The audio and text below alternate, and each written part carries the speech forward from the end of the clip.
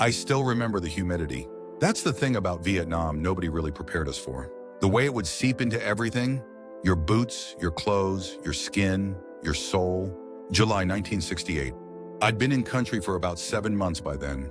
Not quite a short timer, but I wasn't fresh meat either. I was a warrant officer, helicopter pilot, with the 174th Assault Helicopter Company. We called ourselves the Sharks, based out of Duc Pho, running missions all over I-Corps. Mostly troop insertions, extractions, sometimes medevac if things got desperate. The usual. Back home, I was just Mike Donovan from Scranton, Pennsylvania, 22 years old. Had a girlfriend named Sarah waiting for me, or at least I hoped she was still waiting. My old man had been Army, Korea, so when my draft number came up, I figured I'd one-up him and go for flight school. If I was gonna serve, might as well be above the mud, right? I wasn't political about the war. Wasn't protesting, wasn't gung-ho either. Just another guy doing his tour, counting days, trying to stay alive. Most of us were like that. We had a job. We did it. We tried not to think too much about the bigger picture. Our Huey, that's the UH-1 Iroquois if you want to get technical, was named Second Chance. Not the most original, I know. My aircraft commander, Chief Warrant Officer 2 Thomas Riley, picked it. Said his first Huey got shot down 3 months before I arrived, and he walked away without a scratch. So this bird was his second chance. The name stuck. I can still close my eyes and feel that collective in my left hand, the cyclic in my right, the vibration that ran through your whole body when those rotor blades were spinning at full tilt. 2,000 RPM. It becomes part of you after a while. Our crew was tight. Riley was AC, I was his Peter pilot. That's co-pilot in civilian speak. Crew chief was Specialist Garcia. Door gunner was a kid named Wilson. Couldn't have been more than 19. Always talking about his Camaro back home, how he was gonna fix it up when he got back. That day started like most others. Up before dawn, briefing at 0500. We had orders to insert a recon team near the Laotian border, then swing back to pick up some ARVN troops, that's the South Vietnamese Army, for a separate operation. Routine stuff, or as routine as it gets when people are shooting at you. Weather was decent. Partly cloudy, decent visibility. We'd had worse. The intel said enemy activity was light in the area, which usually meant it was heavy. But that was par for the course. We lifted off around 0630. Fog still hanging in the valleys. Sun just starting to burn through. 4 ships in formation. 2 slicks, troop carriers. That was us and another Huey. 2 Cobra gunships as escort. Standard procedure. The insertion went smooth. Found a small clearing about 2 clicks from the target area. Dropped the team, 6 guys, long-range reconnaissance patrol. They disappeared into the jungle like ghosts. That was their job, getting in and out without being seen. We lifted off, banking east toward our next pickup. That's when I noticed something felt off with the aircraft. Just a slight vibration at first, nothing serious. But when you fly these birds every day, you develop a sense for them, like they're living things. You feel that? I asked Riley. He nodded, eyeing the instrument panel. Probably just turbulence. Keep an eye on it. The vibration got a little worse as we approached the pickup zone. The ARVN troops were waiting for us, assembled in a small rice paddy. Maybe 20 of them with their gear, ready to load up. Our ship was taking 8. The other Huey would get the rest. We came in low and slow. Standard approach. Garcia was calling out heights as we descended. 20 feet? 15. 10 ... I felt the skids touch down, the weight of the ship settling. The ARVN troops started to move toward us, hunched over against the rotor wash. That's when the world exploded. Looking back, I'm not sure if it was an RPG or a mortar. All I know is 1 second we were on the ground, rotors spinning, and the next there was a flash of light and a sound so loud it was like God himself had slammed a door. The impact threw us sideways. The Huey tipped, the main rotor blades striking the ground. When helicopter blades hit something at that speed, they don't just break, they disintegrate. Shrapnel everywhere. The noise was indescribable. Metal screaming, tearing itself apart. I remember Riley shouting something. The control panel lighting up like a Christmas tree. Warning lights everywhere. I was trying to help him regain control. Pure instinct kicking in, but it was already too late. We were going down and going down hard. They train you for crash scenarios, but nothing prepares you for the real thing. The disorientation, the noise, the absolute certainty that you're about to die. We hit the ground again, harder this time. The impact slammed my head against something. The instrument panel, I think. My vision went fuzzy, then dark around the edges. I could smell fuel. That's when the real fear hit me. Fire is what every pilot dreads. You can survive a crash, but fire is something else. Get out! Get out! Garcia was shouting from the back. I could see smoke now filling the cabin. I tried to unbuckle my harness, but my hands weren't working right. Everything was moving in slow motion. I looked over at Riley. He wasn't moving. There was blood running down the side of his face. The smoke was getting thicker. I could hear automatic weapons fire outside. The distinctive chatter of AK-47s mixed with the deeper sound of our M60s as the other helicopters provided covering fire. I finally got my harness off. Tried to check Riley's pulse, but couldn't find it. The smoke was so thick now, I could barely see him. "Sir, we gotta go now!" Garcia was pulling at my arm. His face was covered in blood from a gash on his forehead, but he was moving, functioning. "Riley," I managed to say. Garcia shook his head. "He's gone, sir. We gotta move." I don't remember getting out of the helicopter. My next clear memory is lying in the mud about 30 meters away. Garcia dragging me by my harness. I could see Second Chance now, or what was left of her. The tail boom had separated from the main fuselage. One of the skids was twisted up like a pretzel. Smoke was pouring from the engine compartment. Then the fuel tanks went. The explosion picked me up and slammed me back down, even from where we were. I felt something tear in my back, a white-hot pain that made me scream. The gunfire was getting closer. I could see muzzle flashes from the tree line. The other Huey was hovering nearby, door gunner laying down suppressive fire, trying to buy us time. "Wilson?" I asked Garcia, my voice barely working. His face told me everything. Our door gunner didn't make it out. I tried to stand, but my legs wouldn't cooperate. The pain in my back was excruciating now. I could taste blood in my mouth, metallic and warm. "I think I'm hit," I told Garcia. He checked me over quickly. "Can't see an entry wound, sir. Might be internal from the crash." I nodded, though I was having trouble focusing now. The edges of my vision were getting darker.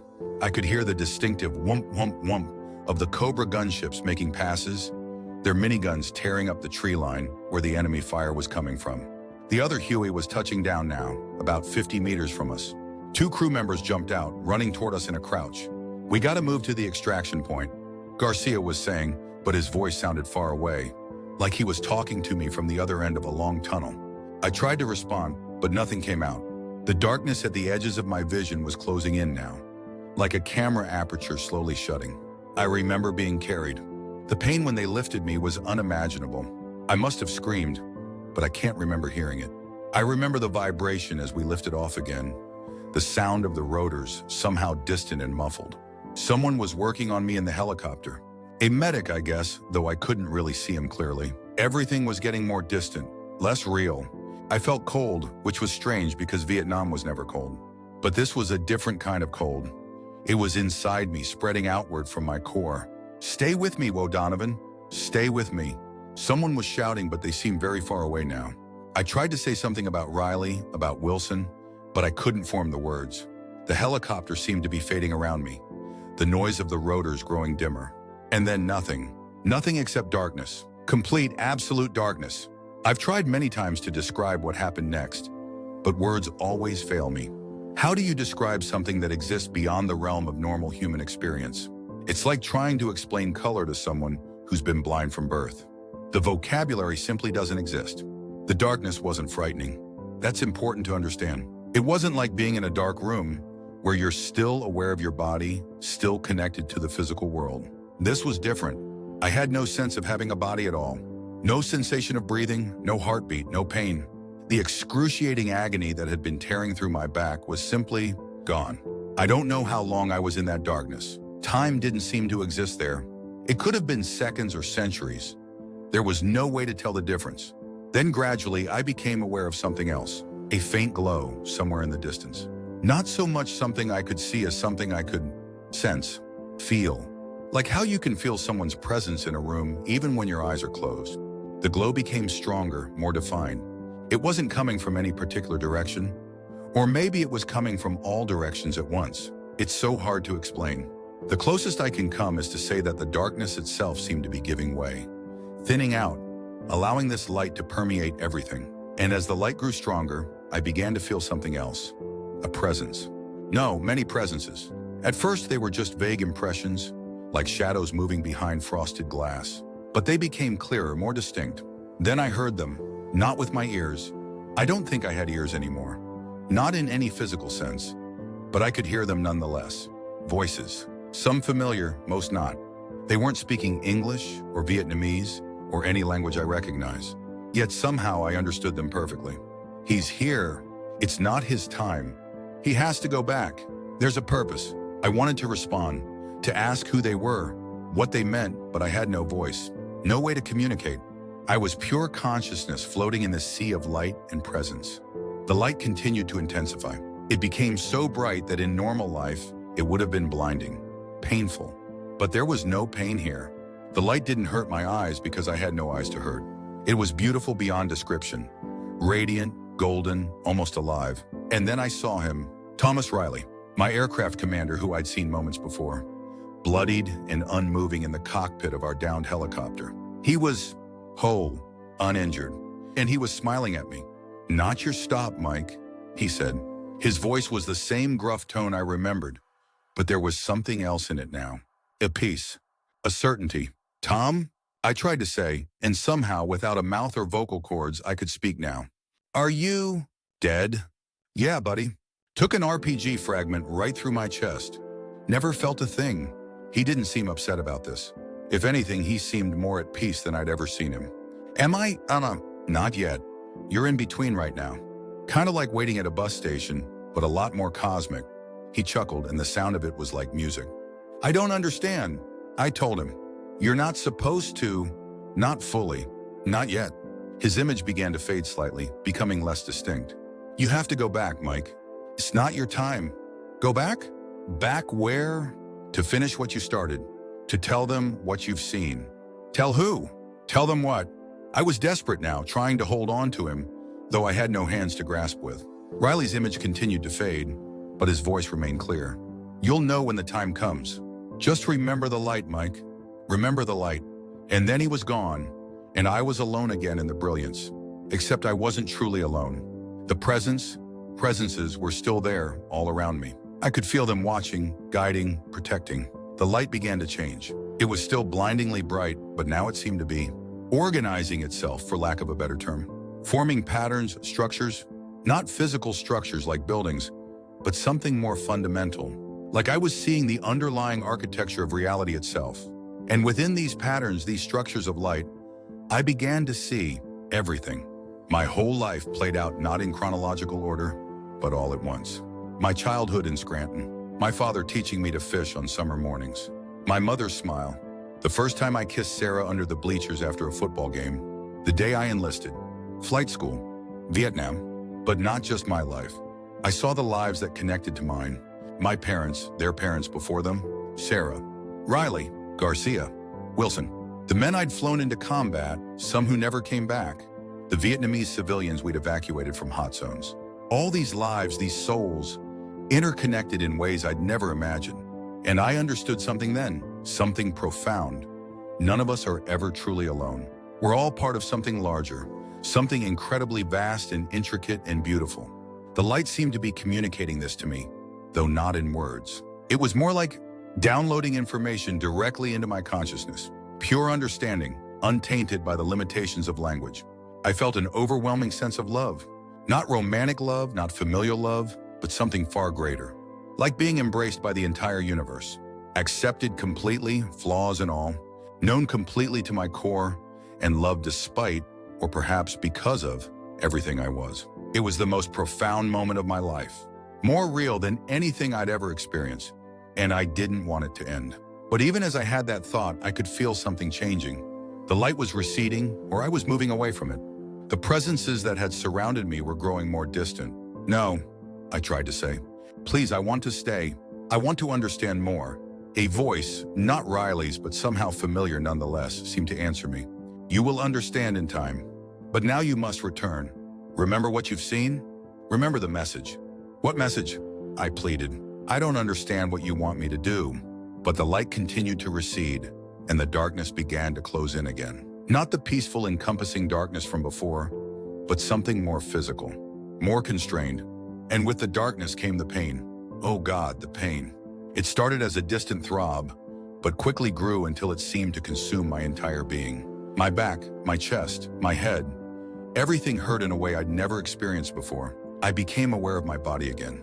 The weight of it, the limitations of it, the solid reality of flesh and bone. After the boundless freedom of existing as pure consciousness, it felt like being stuffed into a box too small to contain me. Sounds began to filter in. Beeping machinery, urgent voices, the distinctive whoosh click of a ventilator. BP's rising. He's coming around. Pupils responsive. I tried to open my eyes, but my eyelids felt like they were weighted down with lead. I tried to speak, to tell them about the light, about Riley, about everything I'd seen, but there was something in my throat. A tube. I gagged against it. Easy, soldier. Don't fight the ventilator. A hand on my arm. Cool fingers against my wrist, taking my pulse. With tremendous effort, I finally managed to open my eyes. The light was harsh, artificial. Hospital lights. So different from the radiant warmth I'd just left behind. The loss of it was like a physical ache in my chest. A face came into view. A doctor, middle-aged, tired eyes. Army insignia on his lab coat. "Welcome back, Warrant Officer Donovan," he said. "You gave us quite a scare. I wanted to ask how long I'd been out, what had happened to Garcia, where I was. But the tube in my throat made speech impossible. All I could do was blink at him, trying to communicate with my eyes. You're at the 85th Evac Hospital in Quinon." The doctor continued, seeming to understand some of my confusion. "You've been unconscious for 3 days. Your helicopter crashed during an extraction operation. Do you remember?" I managed a small nod. "Good, that's good. You suffered some serious internal injuries. Ruptured spleen, punctured lung, multiple vertebral fractures. We had to operate immediately when you arrived." He paused, studying my face. "Frankly, it's something of a miracle you're still with us. Your heart stopped twice on the operating table." I wasn't surprised. I knew I had died, even if only temporarily. I remembered the darkness, the light. "Riley." A nurse appeared on my other side, checking the various tubes and wires connected to my body. "Would you like to try writing something?" she asked, holding up a small pad and pencil. I nodded again, and she placed the pencil in my hand, holding the pad where I could reach it. My fingers felt clumsy, uncoordinated, but I managed to scrawl one word. "Garcia?" The doctor looked at it and nodded. "Specialist Garcia is recovering. He had a concussion and some shrapnel wounds, but he'll be fine. He's been asking about you." Relief flooded through me. At least Garcia had made it. I wrote another word. "Others." The doctor's expression grew more somber. "Your aircraft commander and door gunner were killed instantly." "I'm sorry. I knew about Riley, of course. He'd told me himself in that in-between place, and I'd suspected Wilson hadn't made it either. Still, having it confirmed brought a fresh wave of grief. I had so many questions, so many things I wanted to say, but my strength was already fading. The simple act of writing those 2 words had exhausted me. The doctor seemed to notice. "You should rest now," he said, taking the pad and pencil. "We'll talk more when you're stronger. The ventilator should be able to come out in a day or 2, once we're sure your lung is healing properly." I wanted to protest, to somehow make him understand the urgency of what I needed to tell someone, anyone, about what I'd experienced. But the darkness was creeping in again. Not the infinite darkness from before, but the simple darkness of exhaustion and medication. As I drifted off, I could still see the light in my mind's eye, still feel the profound sense of peace and love that had surrounded me. And I could hear Riley's voice, as clear as if he were standing next to my hospital bed. "Remember the light, Mike. Remember the light." I spent 3 weeks in that hospital in Quinon. The first week is mostly a blur of pain medication, fitful sleep, and brief moments of clarity when doctors would examine me or nurses would change my bandages. They took the ventilator out after 4 days, which was both a relief and a new kind of misery. My throat felt like I'd swallowed broken glass. Garcia came to visit as soon as he was allowed out of his own hospital bed. His head was bandaged and he moved carefully, but he was alive and walking. The first thing he did was clasp my hand, hard, his eyes wet. "Thought we'd lost you, sir," he said, his voice rough with emotion. "You flatlined in the medevac chopper. Medic had to hit you with the paddles." "Heard it was twice." I managed to rasp, my voice barely functioning. Garcia nodded. "Once in the air, once on the table. Doc called it. Said it was the closest thing to a miracle he'd seen in this whole damn war." I wanted to tell him then about the darkness, the light, seeing Riley, but something held me back. Partly it was my ruined voice, but it was more than that. I sensed somehow that this wasn't the right time or the right person. Not yet. So instead, I asked him about the crash, about what had happened after I lost consciousness. He filled in the blanks as best he could. It had indeed been an RPG that hit us. The other Huey managed to extract us under heavy fire, the Cobras keeping the enemy at bay long enough for us to get out. Garcia had sustained a concussion and taken some shrapnel in his left arm, but compared to me, he'd gotten off easy. When he talked about Riley and Wilson, his voice got even rougher. They recovered the bodies, he said quietly. Sent them home already. I nodded, not trusting myself to speak.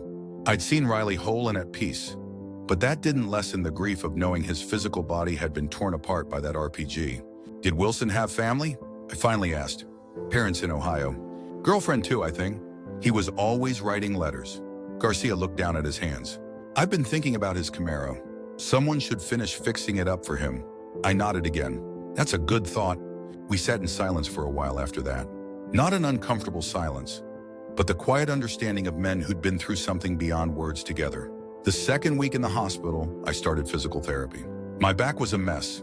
3 vertebrae had been fractured in the crash, though miraculously my spinal cord was intact. The doctors told me I'd likely have chronic pain for the rest of my life, but with time and work, I should regain most of my function. It was during these PT sessions that I started to really process what had happened to me. Not just the crash, but what came after. The experience with the light, what I'd felt and learned there, the profound sense of peace and connectedness that had enveloped me. The Army had a chaplain who visited the wounded regularly. Father Mackenzie, a Catholic priest from Boston with kind eyes and a surprisingly sharp sense of humor. He stopped by my bed one afternoon as I was struggling through a set of prescribed exercises that felt like someone was driving hot pokers into my spine. Mind if I join you for a bit? He asked, pulling up a chair without waiting for an answer. I nodded, too breathless with pain to speak at first. When I could talk again, I said, "Not sure I'm good company right now, Father." He smiled. Most of the men I visit aren't at their conversational best. Goes with the territory. He studied me for a moment. The doctors tell me you're something of a medical marvel. 2 cardiac arrests, severe internal bleeding, spinal fractures. By all rights, you shouldn't be here. Guess it wasn't my time, I said, the words coming out before I'd really thought about them. Something flickered in the chaplain's eyes. Recognition, maybe. That's an interesting way to put it, he said carefully. Would you like to elaborate on that thought? I hesitated. This was the first time anyone had given me an opening to talk about what happened. But I was still sorting through it myself, still trying to find the words for something that existed beyond language. I'm not sure I can, I finally said. Father Mackenzie nodded. That's often the case with profound experiences. Words fail us. He leaned forward slightly. Warrant Officer Donovan, I've been a chaplain in Vietnam for 14 months now. I've sat with a lot of wounded men, a lot of dying men. I've come to recognize a certain look in someone's eyes. A look that suggests they've seen something the rest of us haven't. The way he said it, so matter-of-factly, broke something open in me. I died, I said quietly. I know that sounds crazy. It doesn't, he interrupted gently. Not to me. So I told him. Everything. The darkness after the crash. The light that grew until it seemed to contain all of existence. Seeing Riley. The profound sense of love and acceptance. The message that I needed to go back. That I had something to do, something to share. Father Mackenzie listened without interrupting, his face thoughtful but not skeptical. When I finally finished, he sat in silence for a long moment. Thank you for sharing that with me, he said at last. I want you to know that what you experienced, it's not unique. It's not common by any means, but you're not the first person to report such an experience, especially not in a place like this, where the veil between life and death is so thin. You believe me? I couldn't keep the surprise from my voice. He smiled. It's not a matter of belief exactly. These experiences exist beyond our normal frameworks of understanding, beyond even theology in many ways. But they're reported across cultures, across religions, across history. He paused. What matters is what this experience means to you, how it changes you. I don't know yet, I admitted. I just know I'm supposed to share something, tell people something, but I don't know what exactly or how. Perhaps that understanding will come with time, he suggested. For now, focus on healing, on integrating this experience into your life. We talked a while longer. He gave me a book, a small volume of collected accounts from people who'd had similar experiences. Near-death experiences, he called them. Reading it was both comforting and frustrating. Comforting to know I wasn't alone, that others had touched that same light and felt that same love. Frustrating because, like me, they all struggled to fully convey what they'd experienced. The limitations of language, of human understanding, seemed so painfully evident. By the third week, I was able to walk short distances with a cane. The doctors were pleased with my progress, though they warned me I still had a long road ahead. They were making arrangements to transfer me to a hospital in Japan, and from there, eventually back to the States. My war was over. I had mixed feelings about that. Relief, certainly.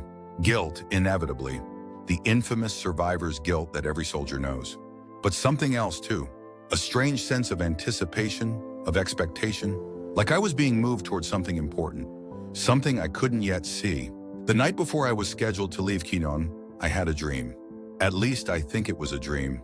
It had the same quality as my experience with the light, more real than reality in a way. I was standing on a mountain overlooking a vast valley. The sky was that perfect deep blue you only see at high altitudes. Riley was there beside me, looking exactly as he had in that in-between space. Whole, peaceful, radiating a quiet joy. "You're doing well, Mike," he said. "I'm trying," I told him, "but I still don't understand what I'm supposed to do. What message I'm supposed to share." He smiled. "You will, when the time is right." He gestured to the valley below us. "Look." I looked where he was pointing and saw thousands of small lights like candles moving through the darkness of the valley. At first I thought they were people carrying lanterns, but as I looked closer, I realized the lights were the people. Each one a small flame of consciousness of life moving through the world. Some burned brightly, fiercely. Others flickered, dim and uncertain. Many moved in clusters, their lights strengthening each other. Some wandered alone, their flames guttering in the wind. "Do you see?" Riley asked. "I'm not sure," I admitted. "Everyone's carrying their own light," he said. "But so many have forgotten it's there. They've covered it up, or they're letting it die out." He turned to face me directly. "That's the message, Mike. Remind them of the light they carry. Remind them they're never truly alone, never truly separate. That's why you came back." I woke with tears on my face, the dream still vivid in my mind. It wasn't the full answer. I still didn't know exactly how I was supposed to convey this message, but it was a start, a direction. The next day, they loaded me onto a C-130 transport plane bound for Japan.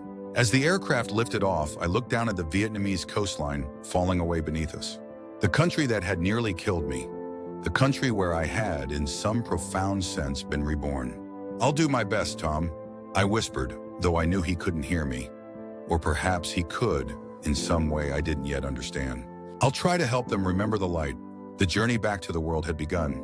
But in many ways, the real journey, the one that would lead me to understand and share what I'd experienced, was just beginning. The military hospital in Japan was a blur of white walls, antiseptic smells, and the constant shuffling of medical personnel. Yokosuka Naval Hospital, a way station for the wounded, a place of transition between the chaos of Vietnam and whatever waited for us back in the States. I spent 6 weeks there, undergoing more surgeries on my back, more physical therapy, more psychological evaluations.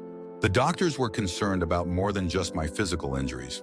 "You experienced severe trauma," the staff psychiatrist told me during one of our sessions. "It's normal to have trouble processing that." I nodded and gave him the answers he wanted to hear.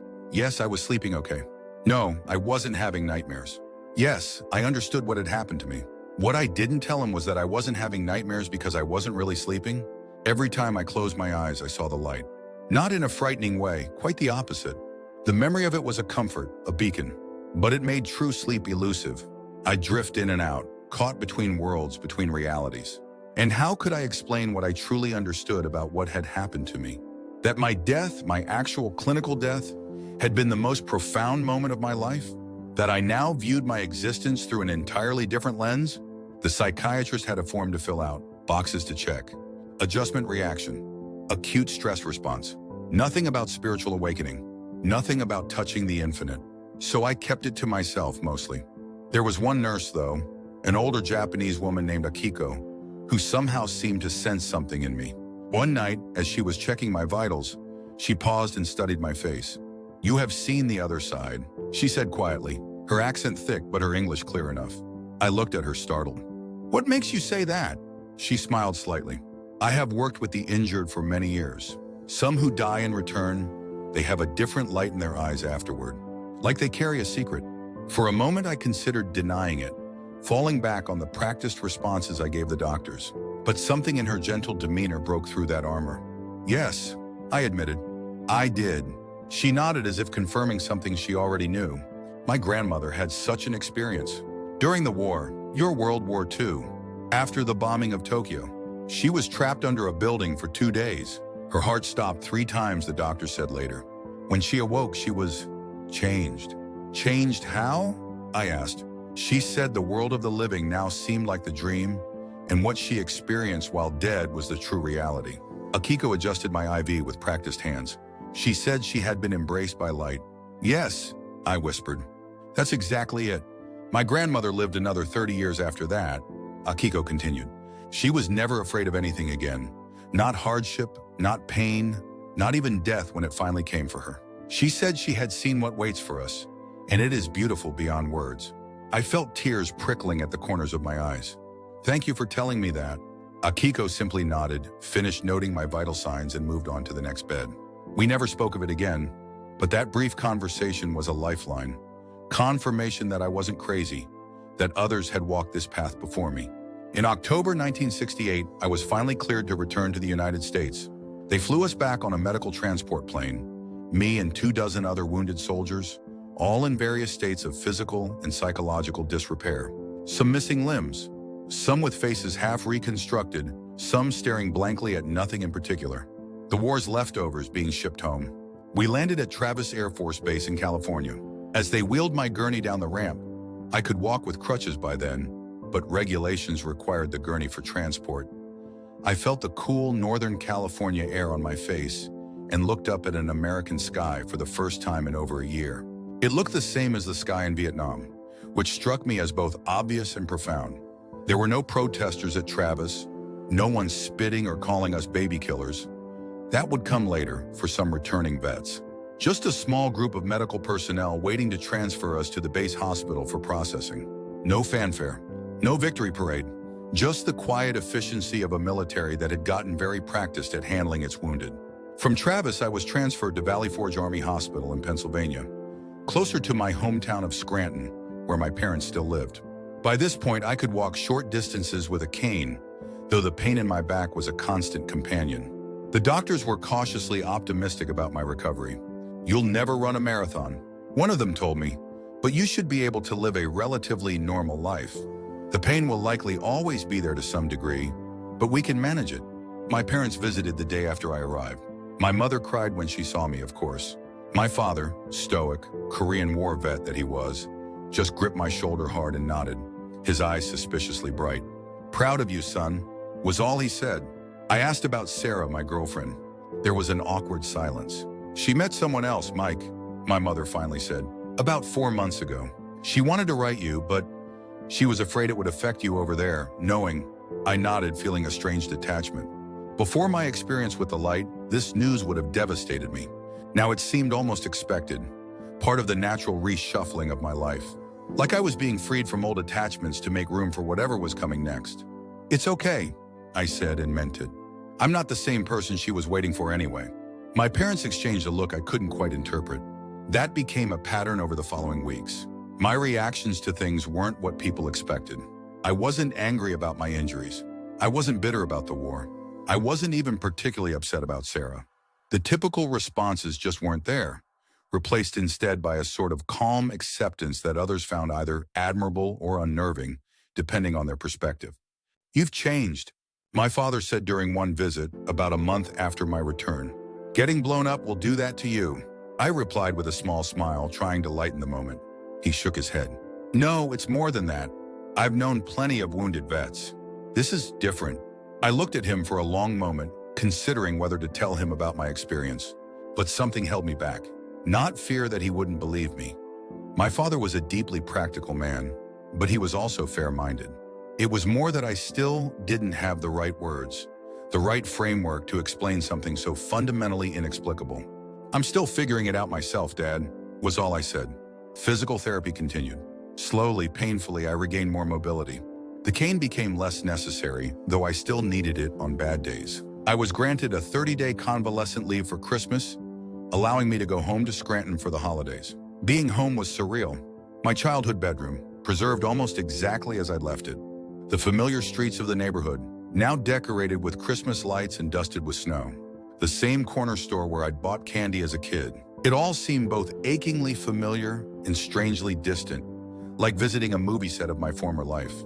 I reconnected with some old friends, but these interactions felt forced, uncomfortable. They wanted to talk about the war, or they pointedly avoided talking about the war. Either way, there was a gulf between us that hadn't been there before. They were still focused on things that now seemed trivial to me. Jobs, cars, sports, dating. I couldn't relate, and they could sense it. The only person I felt truly comfortable with was, surprisingly, my Uncle Jack. My mother's brother, the family's black sheep. A former merchant marine who traveled the world, never married, lived in a cabin he'd built himself in the woods outside of town. Growing up, we'd always viewed him as somewhat eccentric. Now, his simple, contemplative lifestyle made perfect sense to me. I visited him a few days after Christmas. His cabin was small but immaculate, heated by a wood stove that filled the space with warmth and the scent of cedar. He didn't ask about Vietnam, didn't comment on my cane or the way I moved carefully to accommodate my injured back. He just handed me a cup of strong black coffee and sat across from me at his kitchen table. "You've seen something, haven't you?" he asked after we'd been sitting in comfortable silence for several minutes. I looked up, startled by the directness of the question. "What do you mean?" "I recognize that look," he said. "Had a shipmate once, on a freighter in the Indian Ocean. Got caught in the engine room during a fire. No way out, by all rights should have died there. They found him unconscious, not breathing, no pulse. Ship's medic managed to bring him back. When he recovered, he had that same look you've got now. Like he was seeing everything for the first time, or maybe seeing through everything to what's on the other side." I stared at him, feeling a surge of that same relief I'd felt talking with the nurse in Japan. Recognition, understanding. "What happened to him?" I asked. "Your shipmate."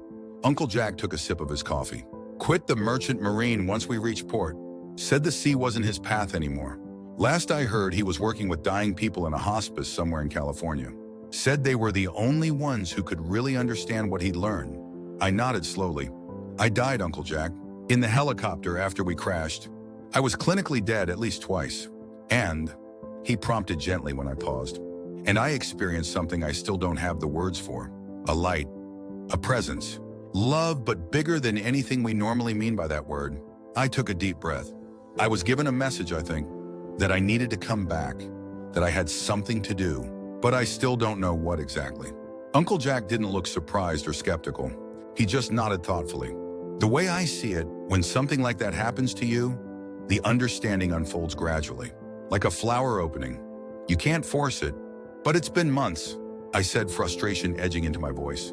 "And I still don't know what I'm supposed to do with this experience." "Maybe you're trying too hard to make it fit into some predetermined idea of what a message should look like," he suggested. "Maybe it's simpler than that. Maybe just living differently because of what you've seen is the message." His words stayed with me long after I left his cabin. Was it really that simple? Was I overthinking it, looking for some grand mission when the real change was supposed to be more personal, more subtle? My convalescent leave ended, and I returned to Valley Forge Army Hospital for continued treatment and eventually my medical discharge process. The Army was done with me, and in many ways, I was done with it too. I had served my time, paid a heavy price for it. Now a new chapter needed to begin, though I had only the vaguest idea of what it might contain. In March 1969, I was officially discharged from the United States Army. Honorable discharge, Purple Heart, Air Medal with Oak Leaf Cluster for multiple combat missions. Paperwork signed, benefits explained, civilian clothes donned. Just like that, I was a veteran instead of a soldier. I went back to Scranton, moved in with my parents temporarily while I tried to figure out my next steps. The GI Bill was an option. I could go to college, something I hadn't considered before the draft. But nothing really called to me. I couldn't summon enthusiasm for any particular field of study, any particular career path. The only thing that felt meaningful was trying to understand my experience with the light, to integrate it into my life somehow. I read everything I could find on the subject, which wasn't much in 1969.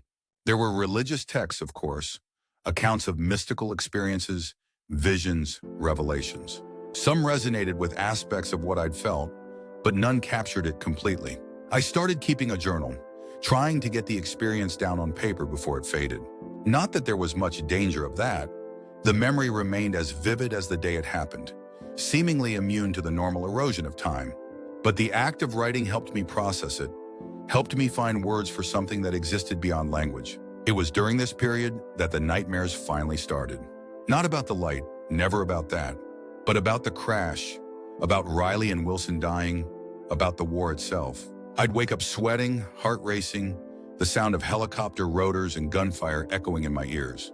My mother would find me in the kitchen at 3 in the morning, drinking coffee, unwilling to go back to sleep. Maybe you should talk to someone, she suggested gently after one such night. The VA has counselors for veterans. I tried it once. The counselor was well-meaning, but overwhelmed, responsible for hundreds of vets far worse off than me.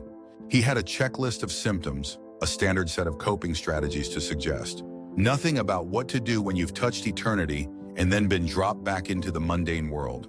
I didn't go back. Instead, I started going to different churches, different religious services, Catholic, Protestant, Jewish, even a Buddhist meditation center that had recently opened in a nearby larger town.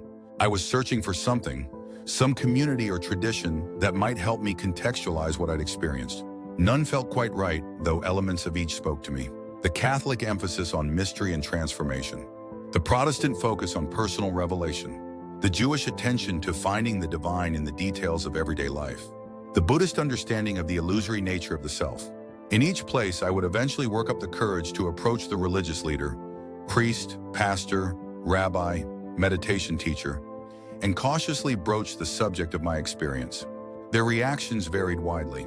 The Catholic priest offered to hear my confession, as if I were describing some sin rather than a profound spiritual encounter. The Protestant minister suggested it was a vision sent to convert me to a more fervent faith. The rabbi listened thoughtfully and then recommended several books on Jewish mysticism.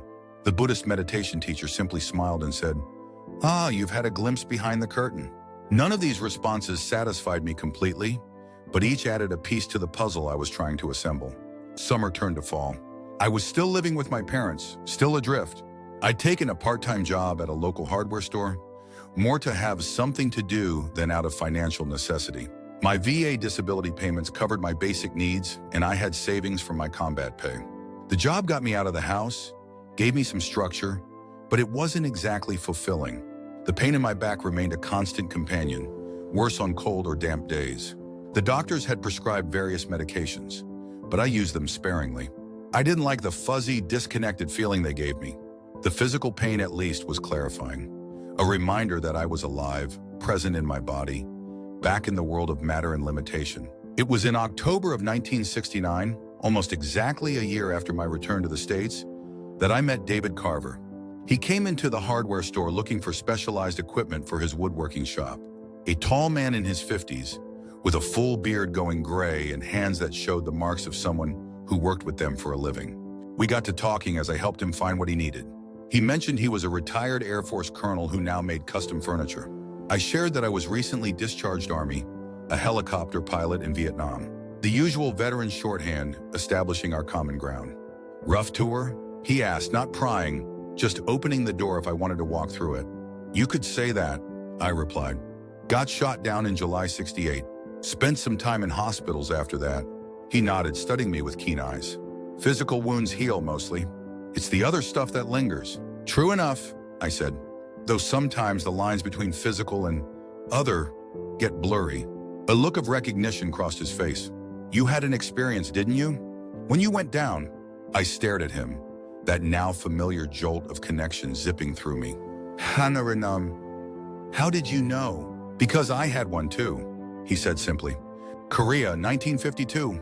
MiG shot down my F-86. Parachuted out, but the chute only partially deployed. Hit the ground hard. Clinically dead for almost 6 minutes, according to the medics who found me. We ended up talking long after his purchase was complete. Long enough that my manager gave me curious looks but didn't interrupt. "Colonel Carver, call me Dave," he insisted. Described an experience remarkably similar to mine. The darkness. The light that grew until it encompassed everything. The profound sense of love and acceptance. The message in his case, clearer than mine had been, that he needed to return. Took me years to really understand what happened, he told me, to figure out what to do with it. "And did you?" I asked eagerly. "Figure it out?" He smiled. "I'm still figuring it out every day. But yes, I found my way forward." He paused, seeming to consider something. "There's a group of us, you know. people who've had these experiences. We meet every couple of weeks, just to talk, to support each other. You might find it helpful. My heart leaped. A group? Here in Scranton? Wilkes Barre, actually. About 10 of us. Different backgrounds, different circumstances around our experiences. But the core of what we went through, what we saw, is remarkably consistent. He pulled out a small notebook, wrote down an address and time. Next meeting is Thursday evening if you're interested. I took the paper, trying not to appear as desperate as I felt. I'll be there. Thursday couldn't come fast enough. I found myself both excited and nervous as I drove the 30 minutes to Wilkes Barre. The meeting was held in the community room of a Unitarian church, though Dave had emphasized it wasn't a religious group in the traditional sense. When I walked in, about a dozen people were already there, arranging chairs in a circle. Men and women ranging in age from maybe 20 to well into their 70s. Dave spotted me hovering uncertainly in the doorway and came over. "Glad you made it, Mike," he said warmly, clapping me on the shoulder. "Come meet everyone." He introduced me around the circle. There was a middle-aged woman named Eleanor who had drowned and been resuscitated during a boating accident. A young man named Marcus who had been clinically dead after a motorcycle crash. An elderly gentleman who had flatlined during heart surgery 10 years earlier. A former police officer who'd been shot in the line of duty. Each had a story. Each had seen the light. As we took our seats and the meeting began, I felt something I hadn't experienced since before Vietnam. A sense of belonging. These people understood. I didn't have to explain or justify or defend my experience to them. They knew. The format was simple. Anyone who wanted to could share where they were in their journey of understanding and integrating their experience. Others would listen, sometimes offer insights from their own process, but never in a way that invalidated or diminished what the speaker was going through. When it came my turn, I found myself talking more openly than I had with anyone since it happened. I described not just the experience itself, but my frustration at not understanding what I was supposed to do with it, what my message was meant to be. I keep waiting for some clear sign, I admitted, some obvious direction, but it hasn't come. Eleanor, the woman who had drowned, nodded in understanding. I spent the first 2 years after my experience doing the same thing, waiting for instructions, essentially. But that's not how it works, at least not for most of us. How does it work then? I asked. The message is the experience itself, she said simply. The knowledge that there's more than this physical existence. That love is the fundamental reality. That we're all connected in ways we can barely comprehend while we're here in these limited bodies. But what am I supposed to do with that knowledge? Marcus, the young motorcycle crash survivor, leaned forward. Live differently because of it. Make choices based on what you now know instead of what the world tells you is important. When the opportunity to share your experience arises, and it will, be honest about it, even if you risk people thinking you're crazy. But not everyone will think you're crazy, added the former police officer. Some will recognize the truth in what you're saying because they've felt echoes of it themselves, even if they haven't had a full near-death experience. You become a sort of confirmation for them, permission to trust their own deeper knowing. As I drove home that night, I felt lighter than I had in months. Not because I suddenly had all the answers, but because I'd found people who were asking the same questions. People who were walking a similar path. I wasn't alone. I became a regular at the meetings. Over time, I noticed subtle shifts in how I viewed my experience and my life moving forward. I stopped waiting for some grand revelation about my purpose and started paying attention to the small ways my new perspective influenced my daily choices. I found myself more patient with others, more compassionate, not in some performative, saintly way, but simply because I had glimpsed how we're all connected, all part of the same vast tapestry. The artificial boundaries we create between ourselves and others seemed less substantial. Material concerns fell away. I saved enough to rent a small apartment of my own, but I lived simply. I didn't care about status symbols or keeping up with societal expectations. I'd seen what waited beyond this life, and it had nothing to do with how much money you accumulated or what car you drove. Around Christmas of 1969, I made a decision. The hardware store job had served its purpose as a transition, but it wasn't where I needed to be long-term. Using my GI Bill benefits, I enrolled at the local community college for the spring semester, focusing on psychology and religious studies, not with any specific career in mind, but simply to better understand the human experience and how different traditions tried to make sense of the transcendent. My parents were relieved that I was getting on with my life, though I think they still worried about me. From their perspective, I had withdrawn from many of the normal pursuits of a young man in his 20s. I rarely dated. I wasn't building a career in any traditional sense. I spent a lot of time alone reading, writing in my journal, or simply sitting quietly, revisiting the memory of the light. What they couldn't understand was that I wasn't withdrawing from life, but approaching it differently. I was no longer driven by the same desires and fears that motivate most people. Having faced death, having moved beyond it, however temporarily, I found I no longer feared it. And without that fundamental fear driving me, many of society's carrots and sticks lost their power. Spring turned to summer.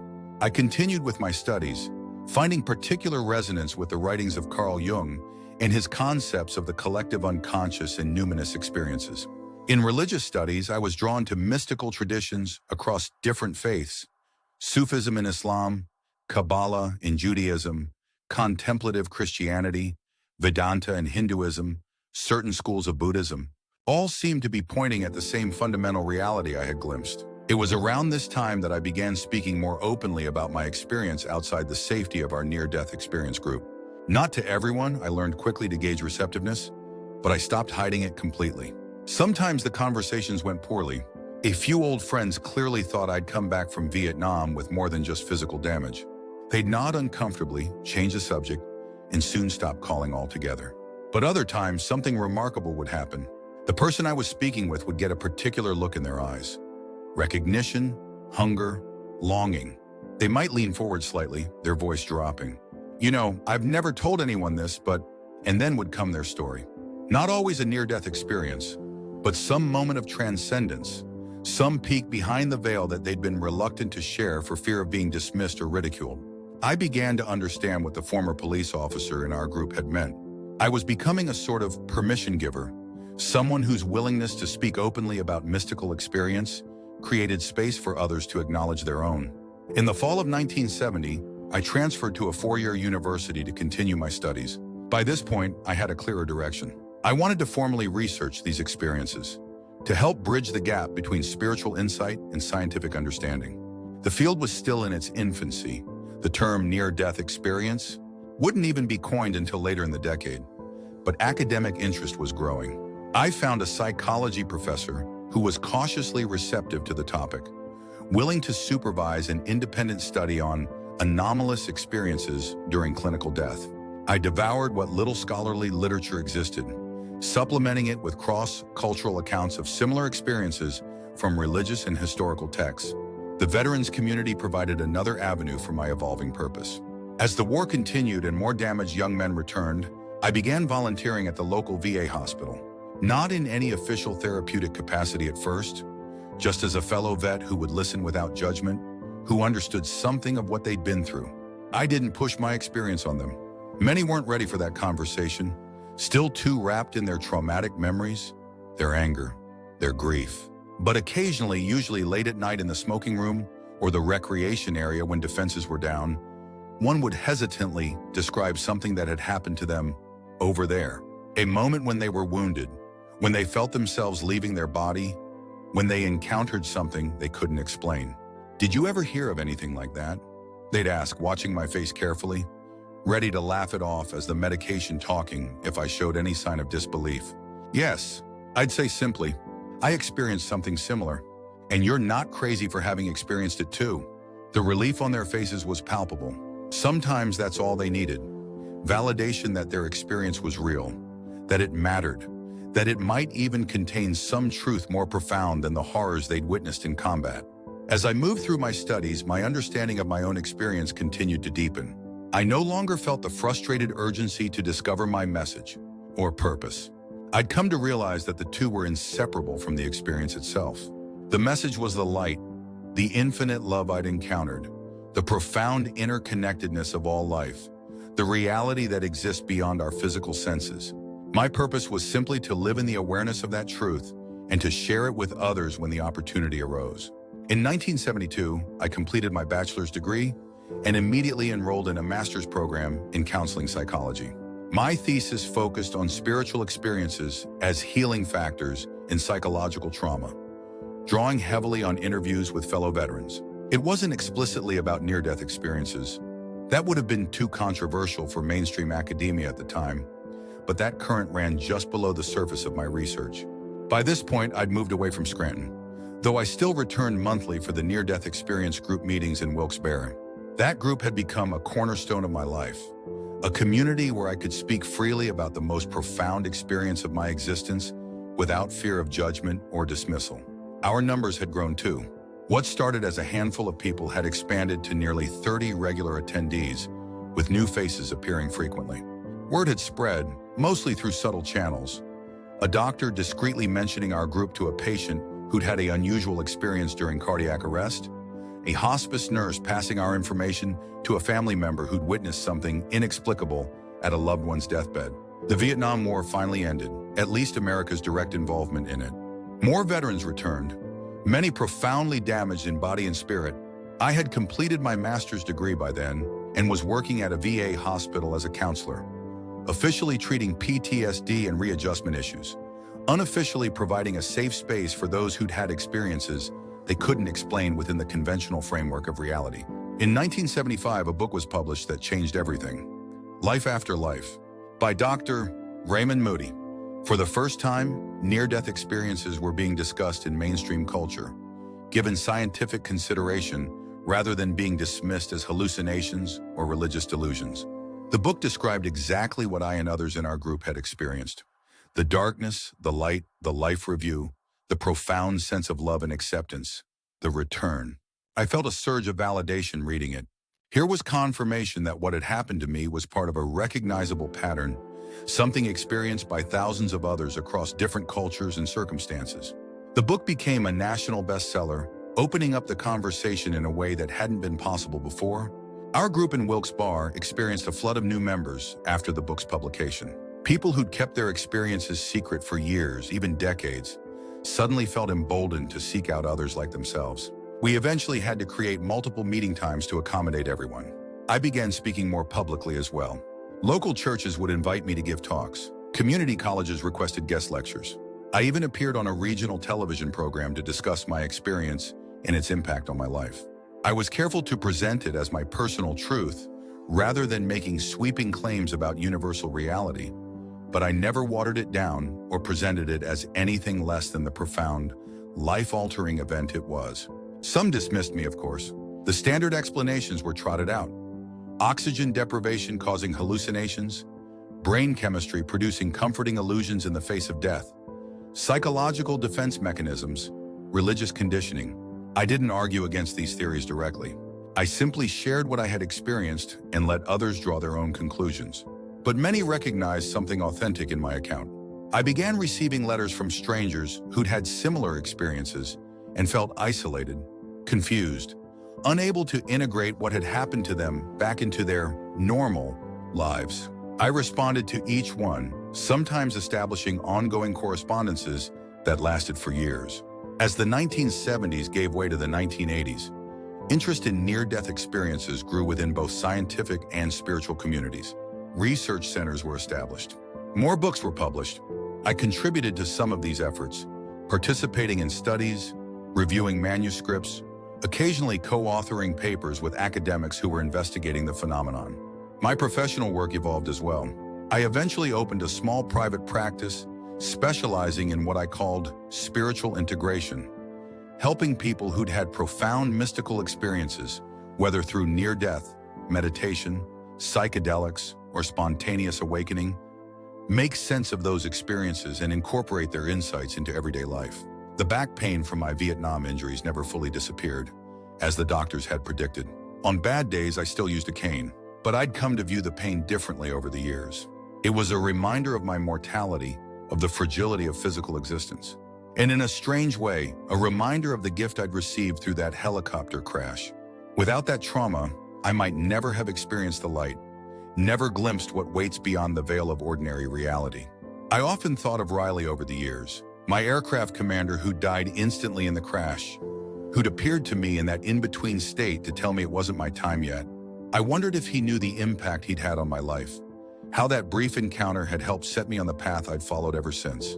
I like to think he did know somehow, from wherever he was now, that he was still watching, still guiding in some subtle way. In 1988, 20 years after the crash, I returned to Vietnam. The country had changed enormously, yet in rural areas, much remained as I remembered it. The rice paddies, the jungle-covered hills, the oppressive humidity that had been my first and most lasting impression of the place. I didn't try to find the exact spot where Second Chance had gone down. Military records were unclear, and the landscape had changed too much anyway. But I spent time in the general region, sitting quietly in contemplation, offering my respect to those who had died there, on all sides of the conflict. It was a pilgrimage of sorts, a closing of a circle. And as I sat there, feeling the same Vietnamese sun on my face that had shone down on me as a young warrant officer 2 decades earlier, I had a moment of perfect clarity. The message I'd struggled so long to understand was never meant to be some grand revelation, some world-changing insight that would transform humanity overnight. It was simpler and more profound than that. It was about being a witness, about carrying the light I'd experienced back into the darkness of everyday existence, about creating spaces, in my counseling practice, in support groups, in public talks, where others could acknowledge and explore their own glimpses of that same light. I thought about all the veterans I'd worked with over the years, the ones who'd had near-death experiences themselves and needed to know they weren't crazy, the ones tormented by guilt over those they couldn't save, who found some peace in the possibility that death wasn't the end, the ones who simply needed someone to listen without judgment as they grappled with the most profound questions of existence, questions that combat had thrust upon them, ready or not. Had I changed the world? No, not in any dramatic historical sense. But I'd changed individual worlds, one conversation at a time. I'd helped create ripples of understanding and acceptance that continued to spread in ways I couldn't measure or even know. As I left Vietnam for the second time, this time on a commercial flight, this time whole and at peace, I thought about what Riley had told me in that in-between space 20 years earlier. Remember the light, Mike. Remember the light.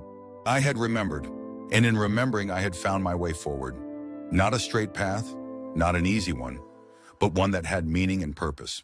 One that honored what I'd been given when I died and came back. That's not the end of my story, of course. Life continued. The work continued. The understanding continued to deepen. But sitting here now, looking back on it all, I can say this with absolute certainty. That moment when our helicopter was hit, when everything went catastrophically wrong, it wasn't the worst thing that ever happened to me. In the most profound sense, it was the best, because it showed me what really matters. It showed me what waits for all of us.